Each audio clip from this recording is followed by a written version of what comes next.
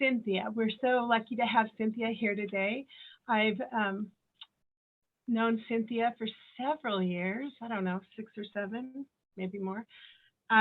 Cynthia was, in 2018, she was one of the facilitators at the TAB Institute. And she most recently has been, okay, this is a mouthful. She is right now currently the outgoing co-president of the choice-based art educators special interest groups for NAEA. And she is a middle school teacher in the Everett School District since 2004. She is a dog mom. She has 2 dogs right now that she loves, and she's a prolific quilter and fabric hoarder. So Cynthia, please take it away. All right, so there's a new feature on Zoom, by the way, that I'm going to be using for the first time today, where it is called have your PowerPoint be your background. And then my little head pops up in the bottom and you can see me and see my info, and it's just so special. All right, so this presentation is primarily about my around the room games, and I'm going to focus on artistic habits around the room. And I have given this presentation a number of times, but I have added an activity for us to do. So this is kind of the breakdown of what my presentation is going to be today, including a couple of spaces for Q&A. So Barb already gave a lot of information about me, so I will just kind of skip this slide, but you can definitely learn more about me on my website. I have plenty of pages talking about my expertise, my publications, and my presentations. So my school is up here in North Everett. We're right in downtown Everett, and it's a pretty high poverty, high homelessness, difficult school. And we have a lot of languages, we have a lot of poverty. And so it can be a tricky population. Let's just say it that way. This is probably a little outdated, come to think of it, but it's not too different at this point. So my classes, so I'm middle school, not including the years of COVID. I teach my students daily for 45 minutes, and it's usually a semester class. And my curriculum is the teaching for artistic behavior, and I do it as kind of a modified level of choice, depending on the group of students. I kind of honestly wait until I see each group of students to determine how much choice I think that they will be ready for. And of course, this year is going to be a lot different since nobody's been in regular school. But the good news was because I already had that approach, doing the at-home learning and providing the kids with a lot of choices made it a lot more doable in some ways. So teaching for artistic behavior. I need to emphasize the word for, teaching for artistic behavior, okay? Because some people miss that word, and it's really kind of key. And it's a pedagogy, all right? It's the philosophy of how you want to teach. At this point, Becky, if you would please institute that first poll for me. And there's actually 2 questions if you could answer. So what is your current TAB choice experience level? And what is your primary teaching level? If you could go ahead and answer that for us, so I can just get a little bit of a read of the room to know where people are at. That'll kind of help me cater my presentation a little bit. And we've got 36 people in the room today, and it looks like we've got almost everybody answered.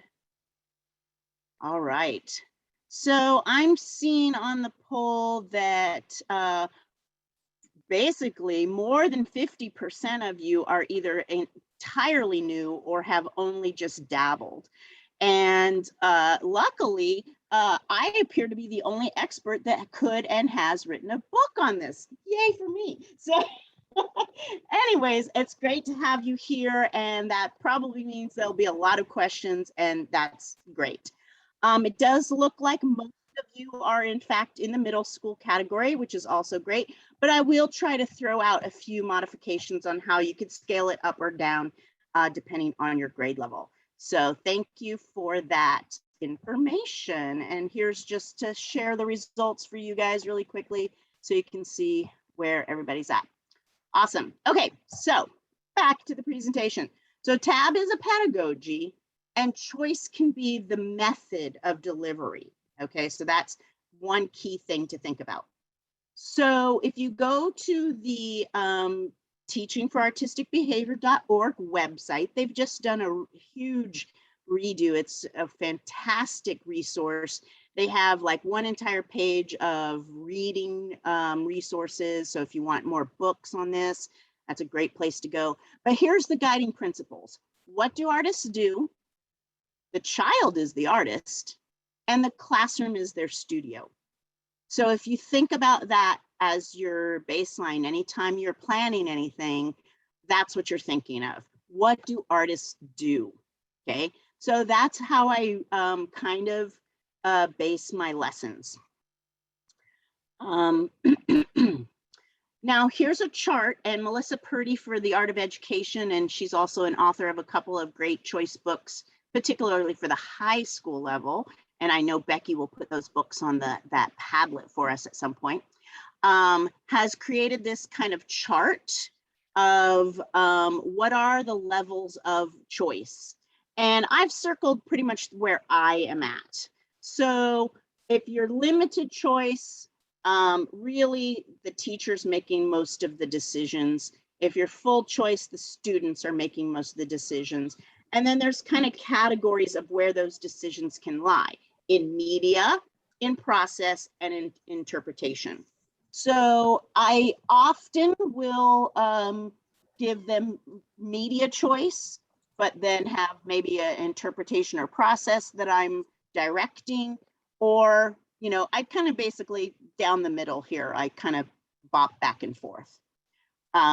My population, I have not found a lot of success with full choice, except for if I have 8th graders that I've had for all 3 years, then we kind of get closer to that.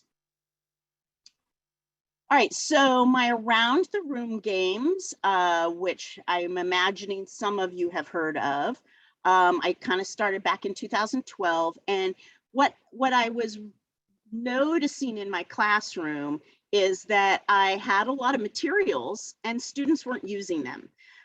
They would go to their safe materials. They would go to colored pencil because they knew how to use colored pencil, or thought they did, or markers. And they wouldn't like play with chalk pastels or oil pastels or charcoal or, you know, any of the other materials that I had. And same with paint. They'd go just straight to one kind of paint thinking that they knew about that. So I decided that I really wanted to help them explore this, explore all of the things that I had available. And at the same time, our school was dictating a vocabulary mandate across the curriculum, where all teachers had to have a word wall and all teachers had to be explicit about vocabulary instruction. And so I decided to try and tackle 2 birds with 1 stone, right? So I made these vocabulary cards and then meshed them with different materials. And since I had 6 giant tables that all my kids sat around, it made for 6 centers.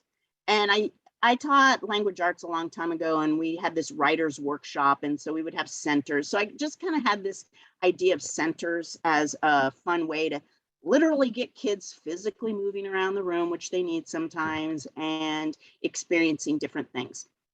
So all of my around the rooms are typically based on 6 mini center rotations, simply because that's the tables I had. And so all of my lessons, I think, really formulate around the studio thinking Habits of the Mind, a book that I have then been a recent contributor to. Oh, you can't, oh, with this weird shared screen, you can't see stuff that I hold up. Oh, well. But Studio Thinking of the Mind has these, and these are the artistic behaviors, okay? Some people call them studio habits, some people call them artistic habits, some people call them artistic behaviors. I've gone with artistic habits only because the word behavior has a lot to do with our like classroom management and discipline systems. So I don't really like that word behavior. So I try not to use that with my students. All right, here is an example of my community color wheel that I'm going to get into now, the artistic habits around the room, as I call them. So like I said, I did 6. And again, they are based on these. There's more than 6 on this. So there's a couple that I didn't do. Yes, we'll add all these books to the Padlet. Becky will do that. Okay, now this chat thing is covering up my ability to change the slides. Let's see, move out of the way. Okay, so one of the tables was developed, and I usually do this particular one at the very beginning of the semester. And this is the one that gets them into all of the other around the room things that then I will do later. So develop, I put out watercolors and little chunks of index cards, and they have to basically mix some colors. And then after they mix a color, they go and put it on the community, whoops, the community color wheel here, which this is all the classes adding to this, and it gets really fun. And then some kids will make a brown or a gray and like, where do I put that? So eventually I added like a neutral section so they could find a place to put that too. So when I set these up, I will always have signage kind of explaining what they need to do. I'll have resources, in this case, like the color wheel. These are laminated color wheel things, and all the other supplies related to the task that they're going to be doing. On the Explore Center, this is their little sculpture center. So again, I have lots of little materials. I made this spinner. It didn't last very long, but then I discovered an app that I could put on my one classroom iPad that I have. That's a spinner. And so that replaced that. And it's fun. You can set it up yourself. It's called Decision Maker or something like that. I'd have to look it up. But it's a great app, and you can put in anything you want on that spinner. And so they would spin, and there was prompts like something silly, something to wear. And each of these tables, they only get like 5 to 10 minutes. I always kind of judge based on what I see the kids doing, but usually 5 to 10 minutes for these tasks. So they're fast. So here's a student example of something to wear. The next table is Express. And so this one, I have a bunch of, this was also part of our vocabulary initiative. I have a bunch of vocabulary laminated adjectives specifically, and the definition is on the back. And so then the kids would need to draw that. And this was an oil pastel. And so here are some of the words. I guess maybe there was some adverbs and adjectives. And they would have to try and draw one of these prompts. The next table was Observe. I did try a number of different things with this one. I did borrow some microscopes at one point and try to do like little slides of little things, but the microscopes like were old and got really hot and burned a kid. So then I got rid of that. So then I had I Spy books. And we're going to do a different Observe activity. So there's a lot of different ways that you can do any of these tables. It really depends on what you have, what you want the kids to learn, depending on their level. This one, I just have some I Spy books and just had them looking at those and trying to draw from those. Whoops, there's a little picture of somebody looking at the I Spy books. Envision, then, of course, is about using your imagination. Yeah, magnifying glasses would be great, Barb. So this one was where I like dig out the Pictionary cards right? And put those out. And the goal was for them to combine two into one drawing. And they're just doing these in their sketchbooks, trying to combine things. We usually would have an opportunity to share things at the end. And so some kids would share their drawings in this case. I did get a really nice set of blocks, which is not usually something you'll see in a middle school room, but often something you'll see in elementary. But this one, they would always move with their own table group. So there'd be a group of 4 or 5 that would be rotating together. And so this would be the group activity where they would essentially try to build a really tall tower. And the goal, of course, would be to try and build it taller than themselves and as a group. And then if it fell, they had to keep trying. That's what Persist was about. Of course, middle schoolers, you need to give them some expectations ahead of time about, no, we're not going to throw blocks, we're not going to kick it over, etc. Because otherwise they'll do all those things. And I saw somebody ask about sketchbooks, so I'll answer that in just a second. So if your admin always likes you to include standards, here's our standards based on both the Washington State Visual Arts standards that have now kind of been replaced with National Art Core standards. And probably more than just those ones, though. Those are just kind of some basic ones.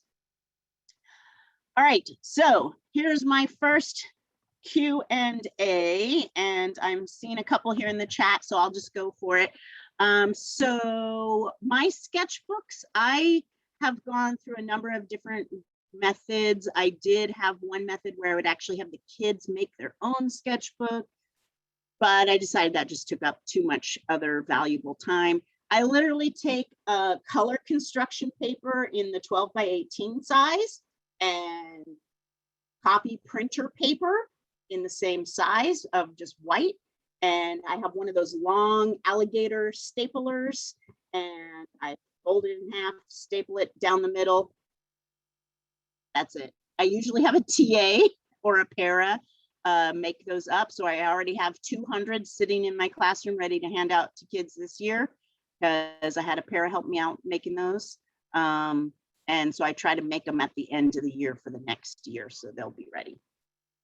My grades, my classes have ranged over the years as mixed grade, and exactly what you have, Becky. It looks like, or who asked that? Regan, sorry. Some of mine are mixed grades. Some of them have had art every year. Some of them have never had art. And that some of them are special ed. Some of them are, you know, highly capable. That's why I moved to the tab option, because I felt like with all those different levels, I really needed to have ways to differentiate. And so that's why I felt like that was a good fit. So the examples you just saw were from my artistic habits around the room. Drawing around the room, of course, the tables are different. I have paint, I have collage, I have all of those, and those will be on, you can read about those on my website. So looks like Anne Renee has done stuff like that in kindergarten. So COVID restrictions. So obviously I did not do any of these activities anymore since March of 2020 when we left school. I have been doing a lot of research at this point, and obviously I still have to wait to hear what my particular school admin is going to say for this year. But there's a lot of research saying that the COVID is not transmitted via formites, I believe is how you pronounce what the little spittle things that attach to surfaces. Okay, that is not how the disease is spread. And so as long as you are maybe asking kids to clean their hands in some way before they touch materials, we should be fine sharing materials. Now, moving from table to table, again, is my admin going to mandate assigned seating? for contact tracing and that kind of stuff. I'm not sure yet. But one thing I have done with some groups that like don't rotate well because of various reasons of not being able to keep their hands and feet to themselves, I will instead move the materials from table to table. I'll just have a big bin of the materials and I'll physically move the materials. I just say, put all your materials in the bin, rotate to the next table, I move the materials. So that might be a way to deal with if they don't want kids physically moving around the room. I don't know. There are already a lot of materials on my website, which Becky has just put into the chat. I am working on updating my website so that there will be downloads that you can, I've put a few things on Teacher Pay Teacher, but they take 90% of the money. And I don't really want to make money on this. I just want to share materials. So I have things for $1 and, you know, I get 10 cents literally. Anyways, it's more of a hassle. So I'm trying to update my website so that you will be able to download things from my website. There are a lot of things already on there that you can find. In elementary about vocab. Hey, Barb, would you like to share briefly about what you do with elementary in the vocabulary piece? Well, oftentimes I'll use pictures. At least I'll maybe the picture along with the word. So I was thinking about that when you were showing the where they pick words, adjectives or something out of the bag. Oftentimes I would use, I mean, it's kind of weird, like give them a picture to draw. But if you can use some kind of symbols or something that helps.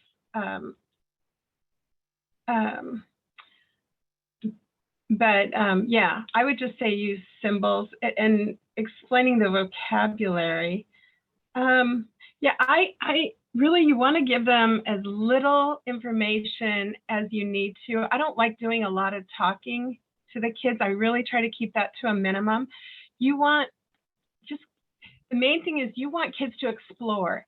So even if they don't really do it right, it doesn't matter. That's been big for me to get over in the beginning when I started TAB, was I had this idea in the first 12 years of my teaching that here are the directions and this is what you're supposed to do. And then when you switch to TAB, the kids will come up with so many other ways to use the materials and do things. And I had to flip my thinking and not go, oh no, that's not how we're doing it. Nah, yeah, show me what you can do, because sometimes they have all kinds of great ideas. So as far as, I didn't emphasize vocab a lot, just with elementary, just enough so they could know what I was talking about when I said media or something. I would just throw in a word a day or something and use it as in the context of giving them some information or directions what to do. But you always want to give them as little as possible. Yeah. They don't want to hear you talking. Right. And so the point really is for these activities is exploration and experimentation. And so I do see a couple of people saying like, well, what kind of assessment or grading or artifact do you have when they're doing these? So at the middle school, I do typically have either they just do stuff in their sketchbook, or sometimes I have a worksheet where they are writing their vocabulary and then doing the activity like in the drawing or collage. And so they're just getting points essentially for doing the activity. It's really about exploring and getting them to use various things. With the artistic habits one in the past, I've had them take notes and then we kind of do a quiz. But I am not sure how much I'm going to do that. Usually I just try to then, this is their first time they get exposed to the idea of, well, all artists need to observe when they make art. All artists need to envision when they make art. So that's just essentially their first exposure to these concepts. And then as we go through my other units, I'll say, okay, this is about observation. And then at the end, I'll usually do some kind of reflection. Oh, which artistic habit do you think you used most during this artwork that you made? And they'll get to pick from a couple of different ones. So that's one of the ways that I kind of grade and assess, but it's really about the exploration, and these are just skill builder starter activities. Does that make sense? Cynthia, would you say engagement? You know, you can assess them on how engaged they are. Are they participating? That sort of thing. Are they engaged in the activity? Do they remember from one day to the next? Those are important things. And I have a blog post that kind of goes over like, what is my structure for which ones do I do when, and how long do I spend on each of them, and that sort of thing. But I'd like to get us into making something. So we'll do some more Q&A at the end, but we're gonna do a couple activities right now. So if you don't have paper and pencil yet, or any other art supplies at your disposal, grab some right now. And the first one we're going to do, this is my remote version of Envision. And if you can open up a new window for yourself and go to the random word generator. I'm going to put this link in the chat for you guys. And if you explore this website, you will find so many fun ways to use this website because it has a lot of options. But this particular one is the Pictionary one. And you'll see that there is a number of things. You can put any number in here. We are choosing Pictionary, and then you can do your own level of difficulty from easy to extremely hard. And then just click the button and you should get 2 words. And then what I want you to do is to do a drawing where you either, and I would explain this to the kids as well, morph, which means transform, putting the 2 things together to become one entirely new thing, or combine the 2 things are in the same drawing interacting in some way. So if I got, you know, a banana and a television and I just wanted to combine them, I might, you know, turn the banana into a person and he's sitting and watching the television. If I wanted to morph them, I might, you know, have to do something entirely different where those 2 things become one new thing. So I am going to put a timer up and we are just going to take 5 minutes to envision. Any clarifying questions on this task?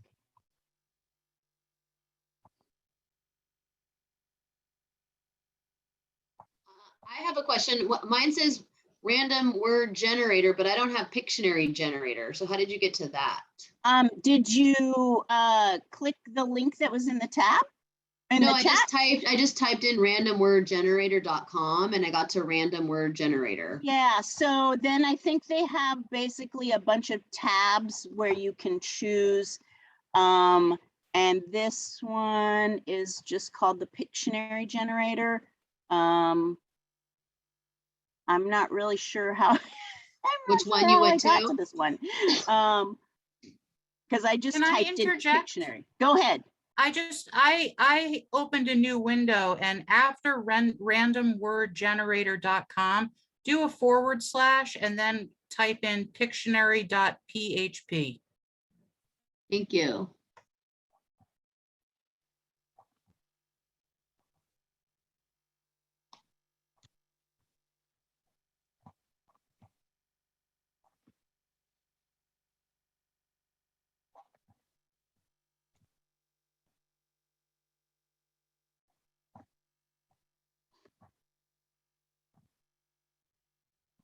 Now I'm just going to switch to the timer view here for you guys, I think. And about 3.5 more minutes for your drawing. Unless people need more time, because maybe it took you a minute to get to the random word generator. And then we can have some people that want to maybe share their drawings. Okay, so once I'm there, then what do I do? What was the next thing? So Isolde, on up here, you got the choice of number of things Okay, so put a and pick 2. 2. And then category, you get to choose like from easy, medium, hard. And then you're clicking the blue button and it's going to give you 2 Okay. words. And those 2 words are going to be what you draw. Okay. And mine are tricycle and shade, Okay. for example.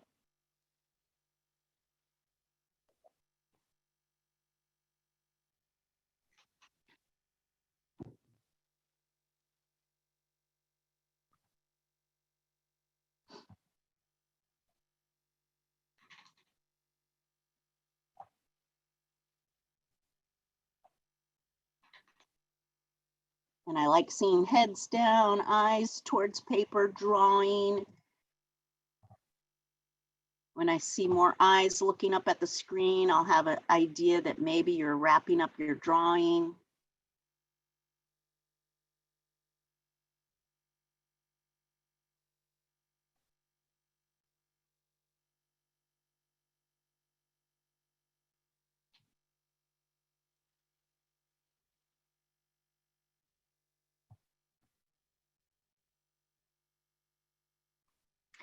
And Kate asked, how do I transition to a project after I've done these exploratories?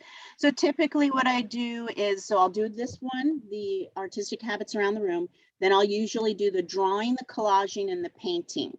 And those take essentially like the first 3-ish weeks, like approximately 1 each week.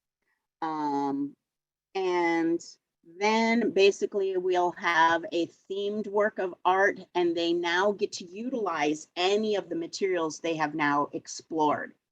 And that theme will be a 2-dimensional project because we've only explored 2-dimensional things at that point. Sometimes I'll throw digital in there too, depending on the group.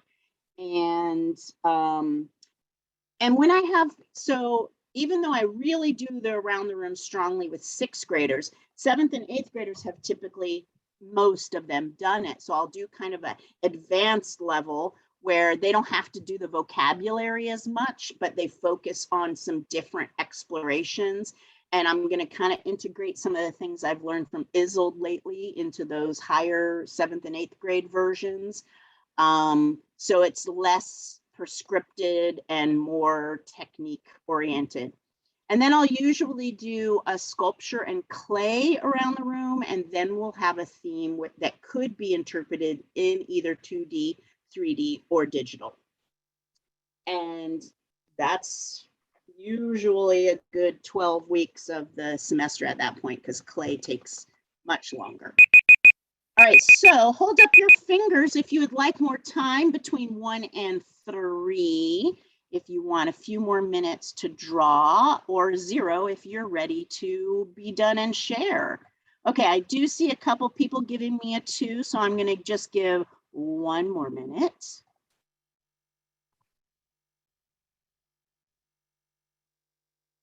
And then if you're feeling like you'd like to share, we will do a hold up to your monitor and we'll spotlight you with sharing your drawing.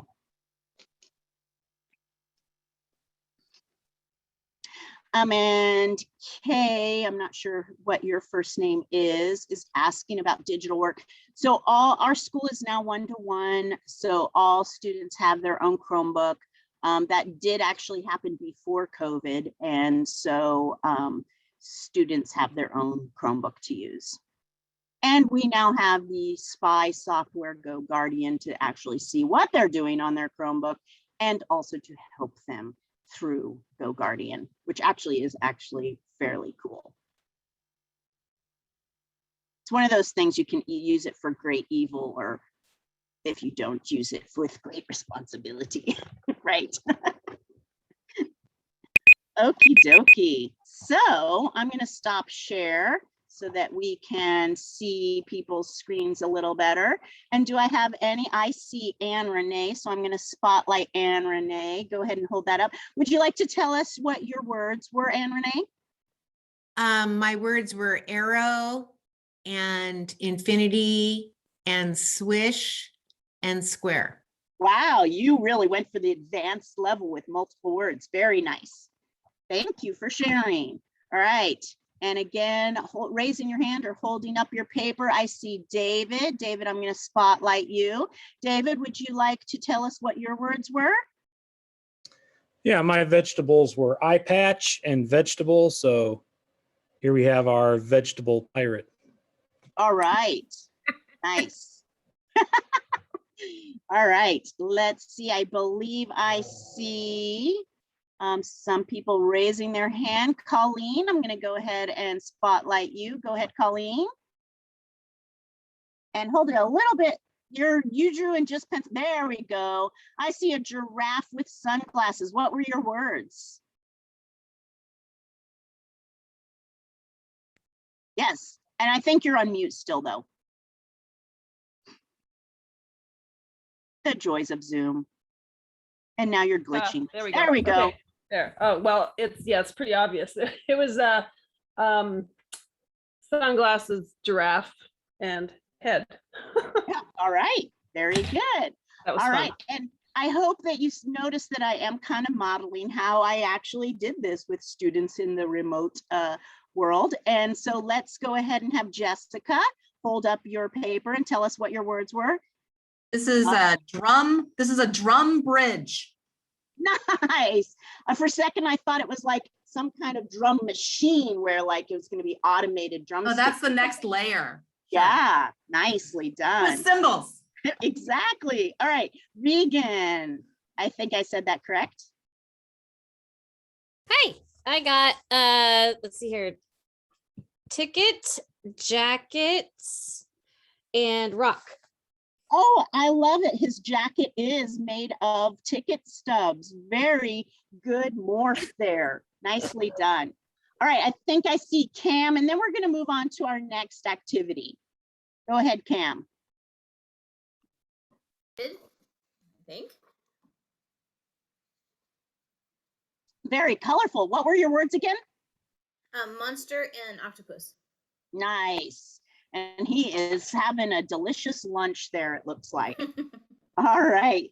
Thank you, everyone, for your shares. And I'm going to go back to my slideshow. How are we doing on time, my hosty ladies? It's 11 o'clock. Oh, Is- well, it's 10:54, And We- what time are we supposed to be done? 11:30. Okay, great. All right. Oh, great. Now I have to go through the whole thing again. Ooh. Don't get sick. Okay. Trying to get us back. All right. Too far. Okay. Persist. All right. This could be in class or remote, and you have a few choices. For this drawing, I would like you to either use your non-dominant hand or your toes or your mouth and write your name as many times as needed until you can read it, till it's legible, and draw a simple emoji showing how you feel today. And if you have time, try all three: mouth, toes, and non-dominant hand. So that's our next activity, and I'm going to go ahead and put a little timer on. Again for 5 minutes. And I'll kind of watch you guys and see if you think you need more or less time.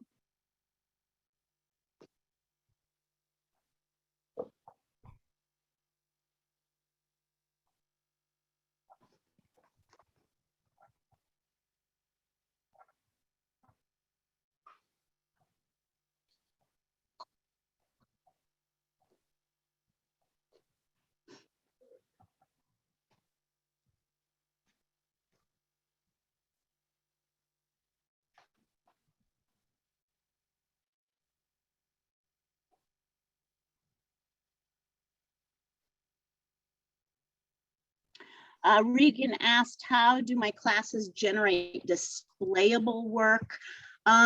This is definitely trickier because we do probably more experimental process stuff. Well, once you give them the theme afterwards, and Yeah, but that's, that's a good 4 weeks, and then after they have time to make it, that can be 5 weeks. To be honest, thankfully, I do not have a ton of pressure to make displays in my school. I kind of have a display that's always up that is the artistic habits, and then it has pictures of kids doing those habits and little quotes about what those habits are. And those are old laminated ones, and I just kind of keep that up in the hall. And then, yeah, sometimes we do just put the experimental stuff in the hall and then just a little explanation of what that experiment is. Eventually we get some displayable work to put up as well.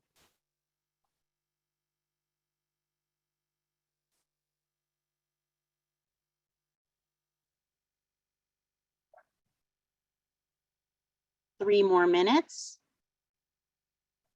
And I really hope somebody is trying their toes or their mouth. I don't see anybody trying their mouth, but maybe they just have their camera. I did. It was very hard.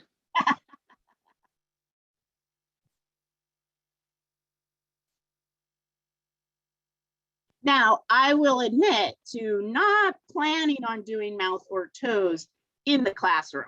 Okay, but we do non-dominant hand in the classroom. But probably would only do mouth or toes if the students were at home, both for the germ factor and the smell factor. Middle school, taking off their socks and shoes, gross. No, thank you.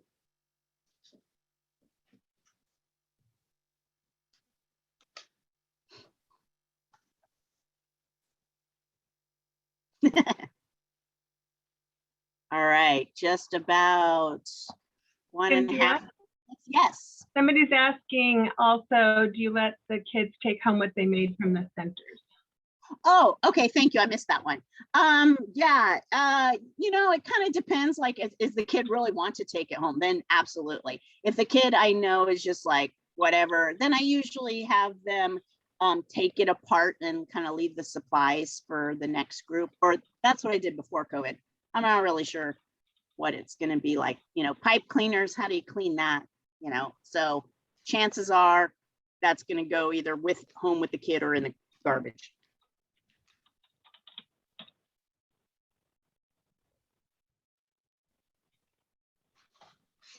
And since these are just experiments, most of them, they're doing it in their sketchbook, and the sketchbooks do stay in the classroom, or they have in the past. We'll see, who knows this year, right? Everything's up in the air.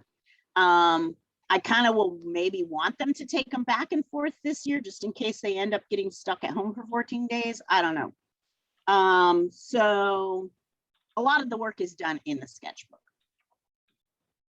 All right, wrapping up your persist. I hope you've been trying and failing. And because that's the idea with persist, and that's something artists have to do a lot, is do things badly. I have the opinion that almost all art goes through an ugly phase, and being a good artist is the matter of like getting past that ugly phase and knowing when to stop. So I'm going to go ahead and stop sharing my screen here for a second and let everybody else see. If I remember how to stop sharing. Oh, now my alarm's going off. Oh, I had some kids that really hated that noise. Oh, why won't it let me stop sharing today all of a sudden? Okay, well, I guess I won't stop sharing, but I see David has shared his, and he is smiling. And David, did you try all three with your hand, mouth, and toes there? I did, and I have them labeled. Awesome. Okay, Cam shared. Awesome. Colleen, wow, some of those look very cryptic. Awesome, Jessica, thank you. It looks like Jessica tried all three. Looks like Isolde tried all three. Terry, thank you for sharing. Kay, thank you for sharing. Awesome. All right, the next, so this is another thing I'll often ask my students. On a scale of 1, hated it, please don't ever make me do that again, to 5, I wouldn't mind trying that on my own again sometime. That was kind of fun. Give me a rating scale, either typing in the chat or with your fingers. How did you like that activity? Thank you, Becky. Thank you, Kate. Thank you, Davina. Thank you, David. Awesome. Thank you, Jessica, Isolde. All right, Tracy, thank you. All right, next activity. So this one, I'm going to show a video that I found. Our school, of course, and perhaps yours is as well, is emphasizing the mindfulness, the need for mindfulness, with the assumption that our students are returning, of course, with a great amount of trauma for the past couple of years, as are our teachers, and anxiety of coming back into the school setting after a long time. So we're going to be doing a lot of mindfulness things. So this is a mindful doodle activity that I found online, and we're going to go ahead and do this one. So this one's the idea of drawing to music. So you're going to hear several different musical things and get a chance to try to draw the music. Okay, now this instructor has drawn several circles ahead of time in order to draw within those circles. You're welcome to do that if you would like to contain your mindful music drawing doodles, but you don't have to do that if you don't want to. And I'm probably not going to necessarily do the whole 5 minutes, but maybe I will. So let's go ahead and do mindful drawing. I'm assuming you guys can now see full mindful doodling and maybe tell me in the chat if you are not seeing this or hearing this. You're good, Cynthia. drawing music. I'm sharing a 5-minute mindful art activity that is quick and fun to get you making some new marks in your mindful art journal. These are great for Zentangle mandalas, as well as to liven up your creative practice. If you're just now joining us, today is 21 in our 30-day art challenge. You can download the free calendar below to follow along. We will dive right in. Today's drawing to the music art activity will include 6 different songs and prompts to get us creating. So I'm making 6 circles here on 2 different pages.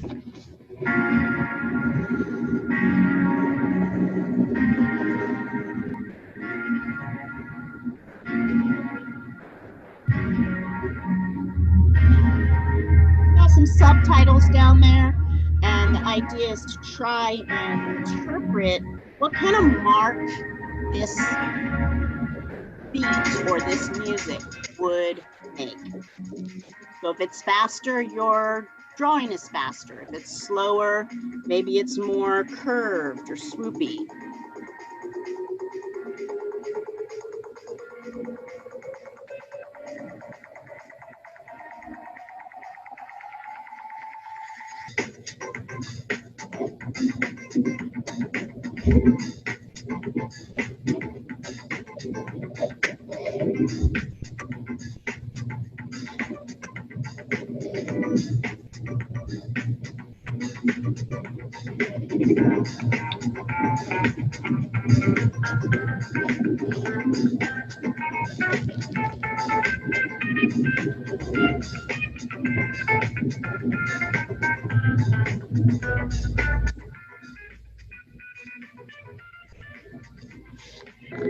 And of course, the idea is not to try and replicate her drawings, but to feel the music yourself.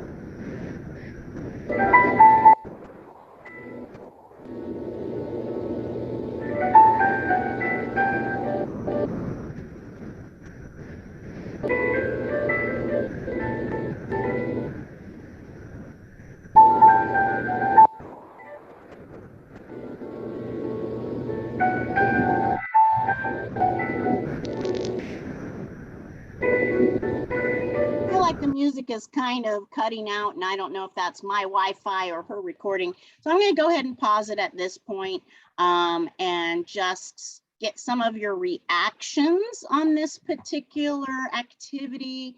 Where did you feel like attempting to follow and draw the music was a task that made sense in your brain? Did you find it difficult or easy?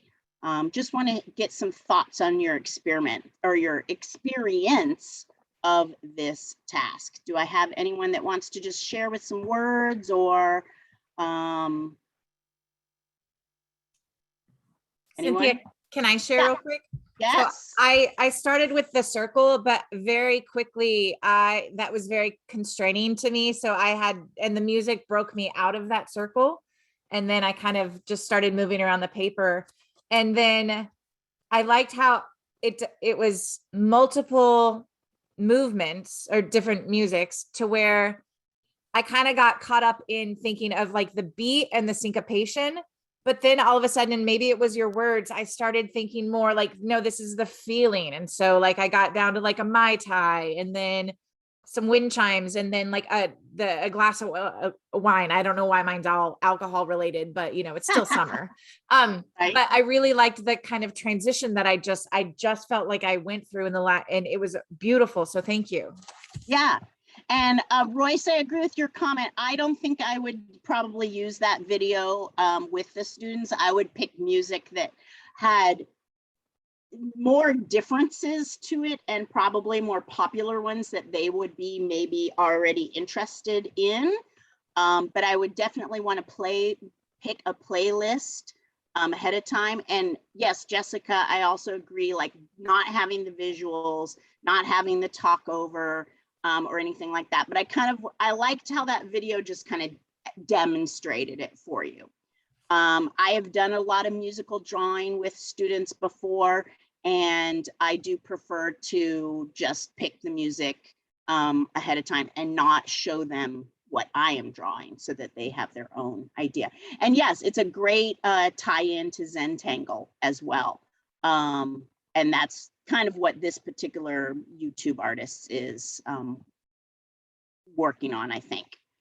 All right, so then I think we still have time for the other two, and then moving on and still having time for questions. So let me go ahead and go back to sharing with my slideshow, and we'll do the last two activities.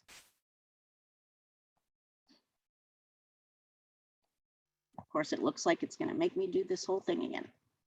I guess this would be the drawback with trying to use a slideshow as your background, is that you can't just pick up when you switch between other screens.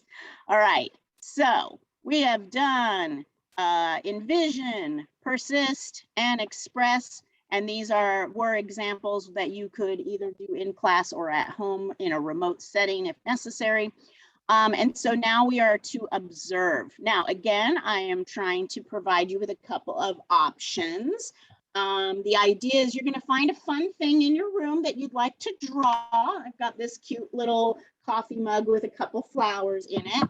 And then this is the idea of blind contour drawing, which I think we're probably all familiar with.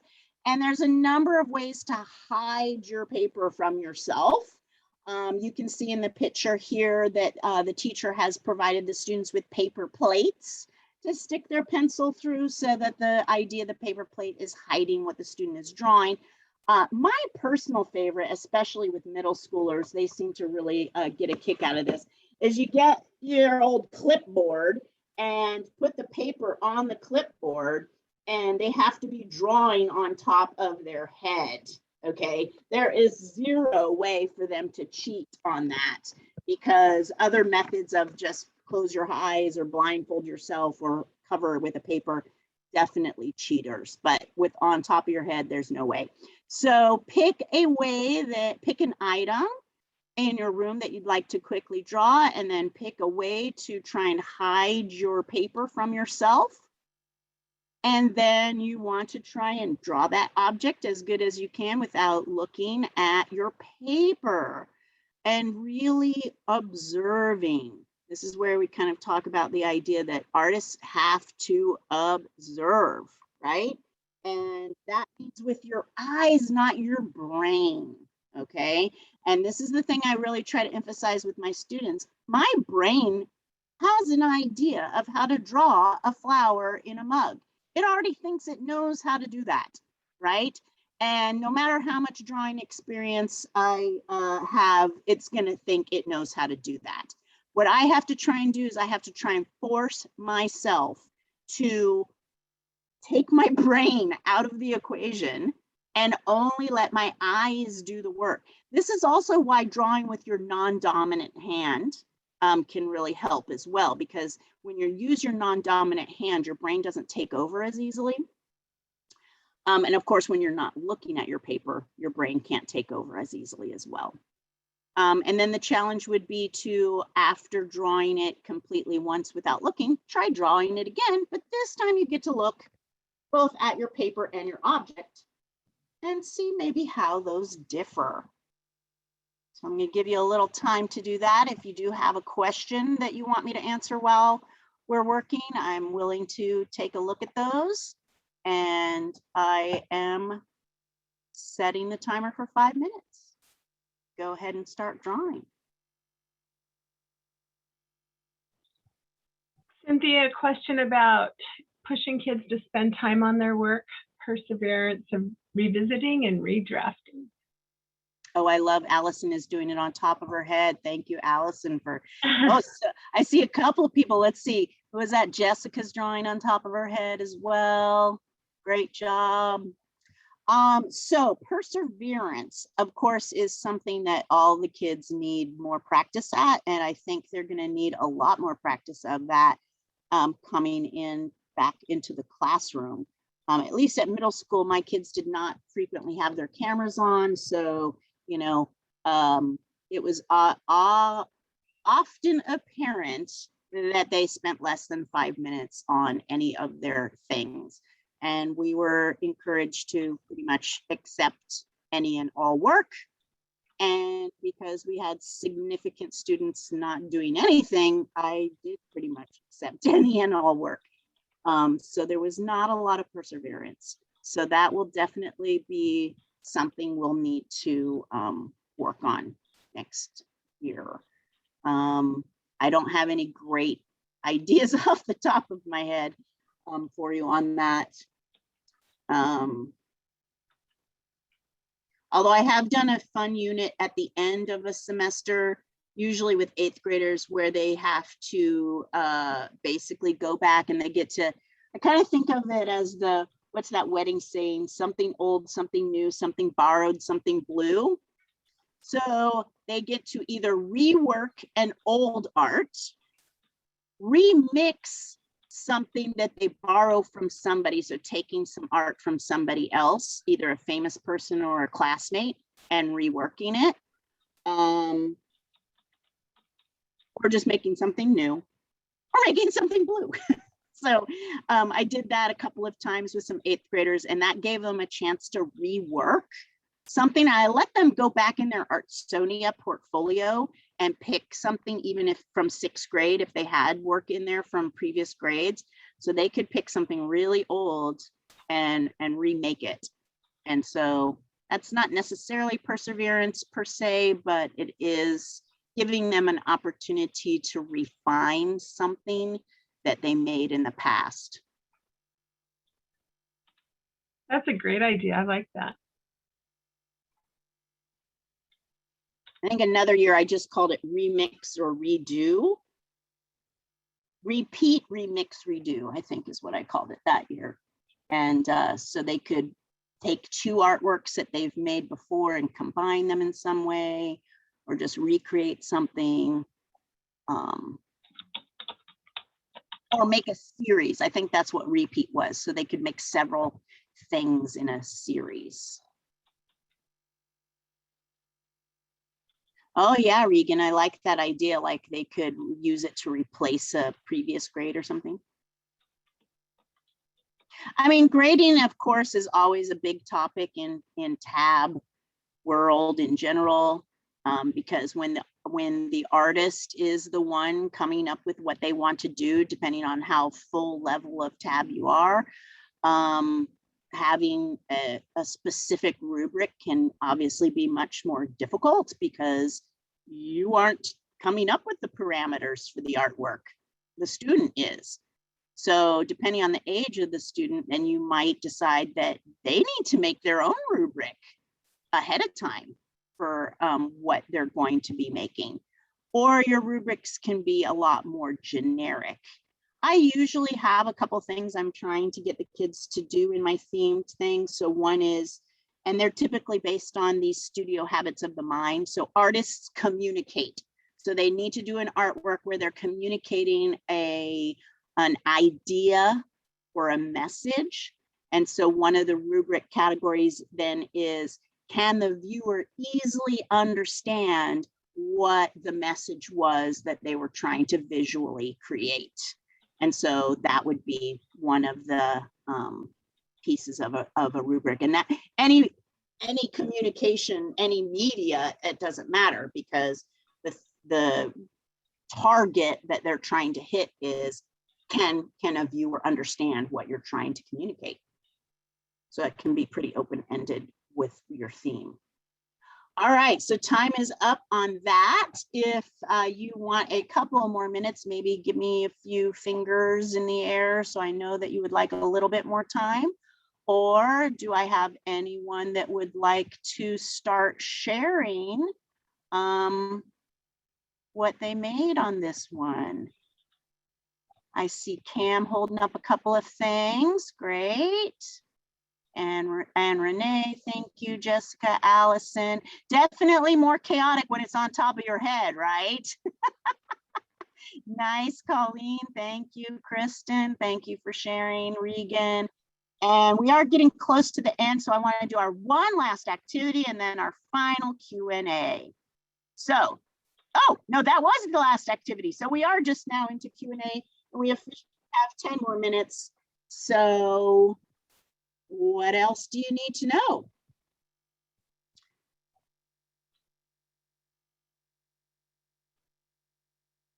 All right, so David, you have a lot of students doing the rainbows in space. Okay, so a lot of those really cliche, as it's often called, symbols and that sort of thing. So, and I'm assuming that perhaps you're in a more full choice activity so that you're not kind of already guiding them on a theme or something. So how do you push them? So there's obviously a lot of different ways. So you can have some kind of idea board, and or even just like the Pictionary draw of themes or whatever, and you can you just got to talk to them individually. Obviously, that's one of the things about Tab, is that it's really about that individual instruction. So you'd go to that child that has now made their umpteenth rainbow and be like, oh, I noticed you really enjoy using a lot of color. What are some other ways that you can create art that includes a lot of color? Have you thought about maybe some sunsets for a change? Or have you thought about give them a challenge, like, have you ever mixed 100 different colors? So it's a color mixing activity where they have to try and mix a lot. The number can be whatever number you want to give based on the age, but I've done the 100 color challenge with my middle schoolers. Usually they work in groups and they are trying to mix 100 different unique colors. So, I mean, you just kind of got to talk to those kids, ask, what is their motivation to be creating this symbol? Okay, well, maybe they're doing the rainbow over and over again because they're trying to explore their identity, and rainbow is a symbol of a particular identity. So maybe you want to talk to them about other symbols. Maybe you want to talk to them about the idea of activist art.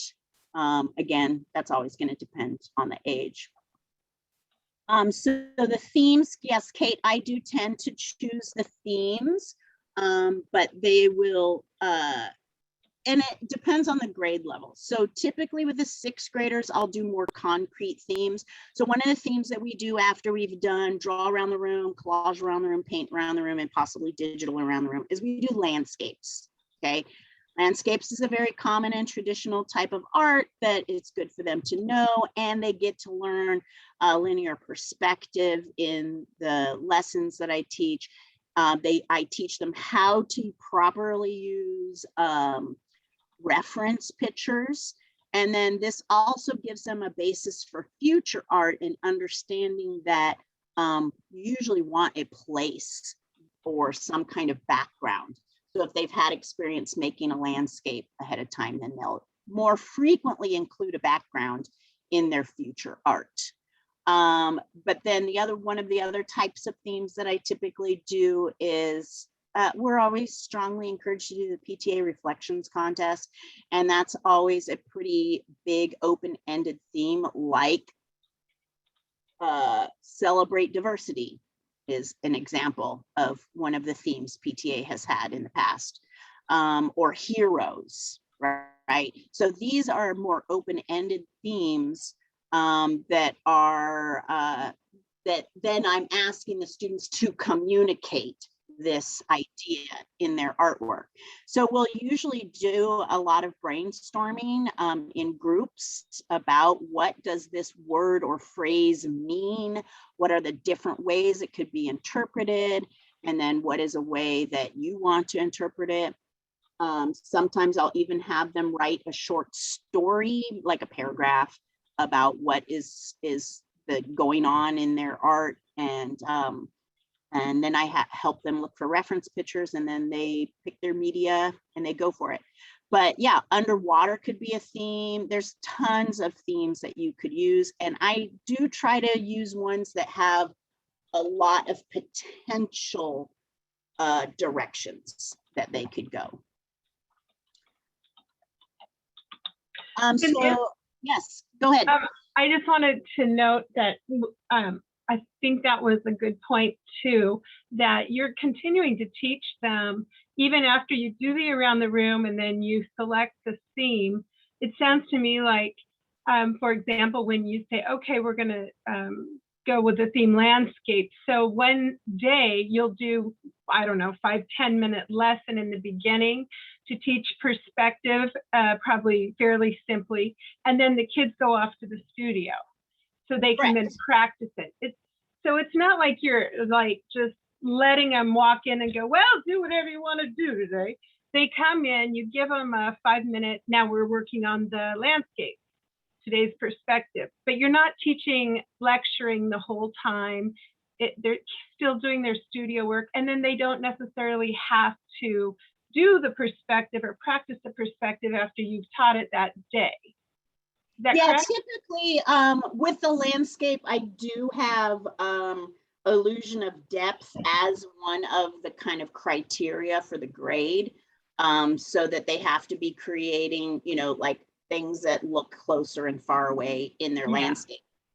So there will be certain things that I am asking them to include, but other than that, there's still a lot of leeway. But yeah, we'll have like a lesson on what is a way to use reference pictures in a way that's not plagiarism or copyright infringement. So I do teach them that.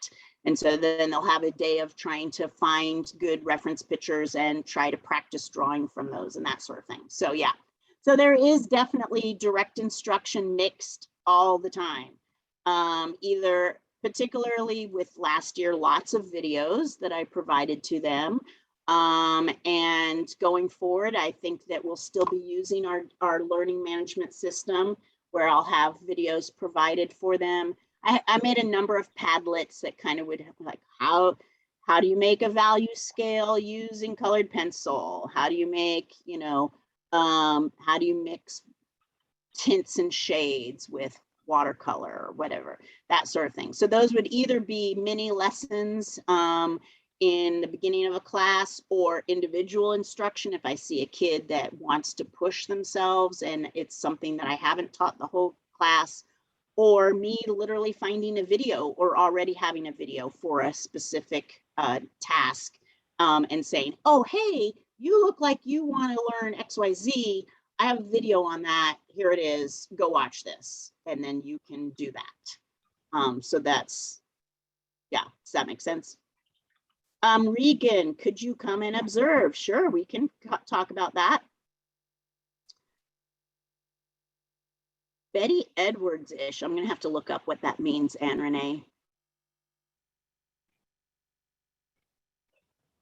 All right, Google Doodle. Yes, that's a great theme for any grade, but yeah, Google Doodle is a good theme to use. So with my special ed students, AU, David, I'm not familiar with that acronym. Is that autistic, maybe?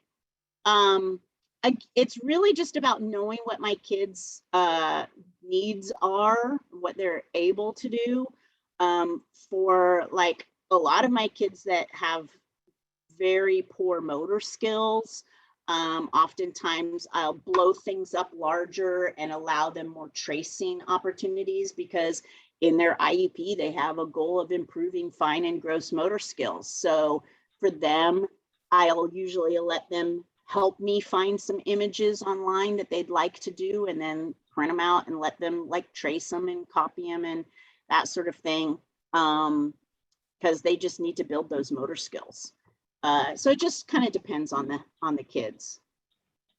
Okay, references on my reference, resources on reference. Okay, I will, Colleen, if you join my mailing list on my website, then you will get notification of when I put new things on my website.